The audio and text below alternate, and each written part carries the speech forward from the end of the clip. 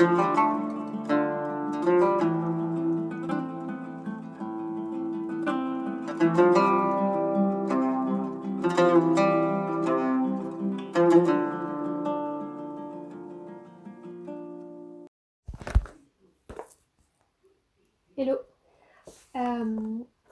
je vous reviens avec une toute petite vidéo. Je voulais évoquer avec vous un sujet qui m'est fréquemment demandé sur les réseaux.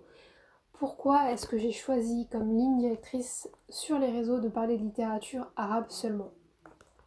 Alors, la littérature, j'en suis passionnée depuis toute petite. J'en suis tombée amoureuse, je crois, avec l'appel de la forêt de Jack London. J'étais très jeune, j'avais peut-être 9 ans. Et je me souviens, c'était un été où on n'avait pas été en vacances avec mes parents, et à l'époque il n'y avait ni Netflix, ni Internet en illimité, donc il fallait nous occuper, et ma mère nous avait emmenés à la librairie, à la médiathèque, et on m'avait recommandé cet ouvrage, et je me rappelle en fait le moment où j'étais sur les marches de la devanture de chez moi. Je me rappelle le lire, je me rappelle ce moment où j'ai vraiment été touchée par l'ouvrage en fait. Je me rappelle en avoir pleuré, j'étais très jeune et je me rendais pas compte, je n'aurais jamais pu imaginer à cette époque qu'un livre puisse me faire pleurer.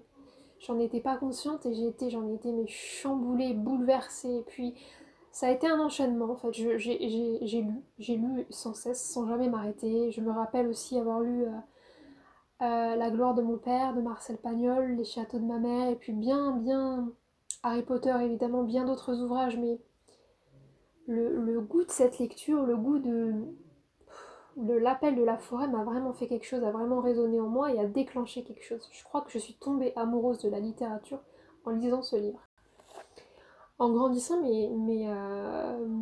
mes goûts se sont affinés et puis j'ai pris goût à la poésie aussi.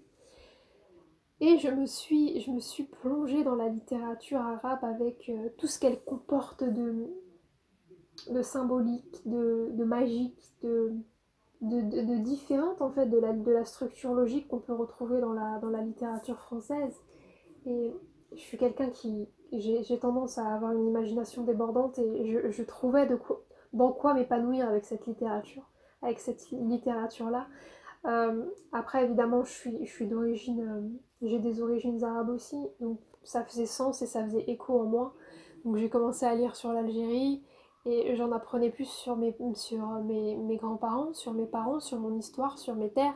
Donc ça, on cherche toujours, quand on est en quête d'identité, on cherche toujours à savoir d'où on vient pour savoir où on va. Et il faut savoir que aussi les Arabes ont une vraie passion pour le verbe, ont une vraie passion pour le conte et pour la poésie. Donc c'est une tradition, les Arabes sont des conteurs, ont vraiment cette tradition orale de se raconter des histoires et de se transmettre des choses. Donc j'ai été emportée par cette littérature-là, et notamment par la littérature arabe d'expression française, qui je trouve arrive à un point de jonction entre deux littératures et c'est absolument magnifique. De toute façon, je le dirai jamais assez. Enfin, la richesse est dans la diversité plutôt. Et je trouve que ça se retranscrit encore plus dans les arts. On arrive à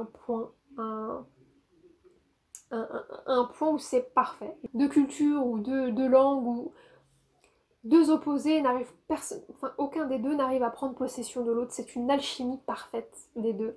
Et ça se ressent dans la littérature comme dans la musique, comme dans n'importe quel art. Je trouve que c'est vraiment un espace, les arts sont un espace où deux entités bien distinctes arrivent à communiquer. Et j'apprécie cette richesse. Donc quand je parle de littérature arabe, je parle évidemment aussi de toutes ces influences. Donc euh, de la littérature iranienne, de la littérature indienne, enfin tout ce qui va pouvoir l'influencer ou avoir été influencé par la littérature arabe va me toucher et j'aurais envie d'en parler. J'aurais dû, c'est vrai, utiliser le mot oriental, mais je ne l'aime pas. Je trouve que ce mot a une dynamique d'opposition avec l'Occident et je n'aime pas, je suis pas dans cette dynamique-là. Ce que j'ai envie, c'est de créer des ponts entre les cultures, entre les pays, et non pas creuser des fossés davantage. C'est pourquoi j'ai adopté ce terme de littérature arabe, mais qui en regroupe beaucoup d'autres. Je me rappelle, il y a une histoire aussi qui me touche particulièrement, c'est celle du calife El-Memnoun, qui était passionné de sciences, d'astronomie, de littérature, de mathématiques. Très jeune, il a vu en rêve en fait Aristote. Et ils ont une discussion sur la sagesse. Et il n'aura de cesse toute sa vie d'aller en quête des sciences, mais aux quatre coins du monde. Et il va importer des ouvrages des quatre coins du monde, de l'Inde, de la Grèce, d'Iran, de partout, pour pouvoir alimenter une immense bibliothèque et développer sa culture, développer les arts arabes et les importer avec la conquête arabo-musulmane jusqu'à Cordoue. C'est une période où les arts, où la science et la littérature primaient surtout. Et on a perdu quelque chose. En tout cas, ce calife-là était très inspirant, au même titre que... Et toujours clamé ses inspirations, qui étaient celles des quatre coins du monde, comme je le disais. Au même titre que Ibn Rushd, qui a toujours été impressionné et passionné d'Aristote, pour en avoir fait des commentaires. Également, ce que j'aime, c'est ce point de jonction-là. C'est démontrer qu'en liant deux cultures ou même plusieurs autres, on arrive à un point qui est fabuleux. Et à travers la littérature, ça ressort d'autant plus. J'aime, et je le dis très souvent, j'aime les auteurs arabes d'expression française parce que ils arrivent à allier les deux d'une manière qui est sublime. Et c'est tout simplement pour ça que j'ai envie de parler de littérature arabe, pour vous partager ma passion, pour vous partager ce que j'aime, pour vous donner envie d'en apprendre davantage sur la culture arabe aussi, qui n'est pas que ce qu'on en entend dans les médias.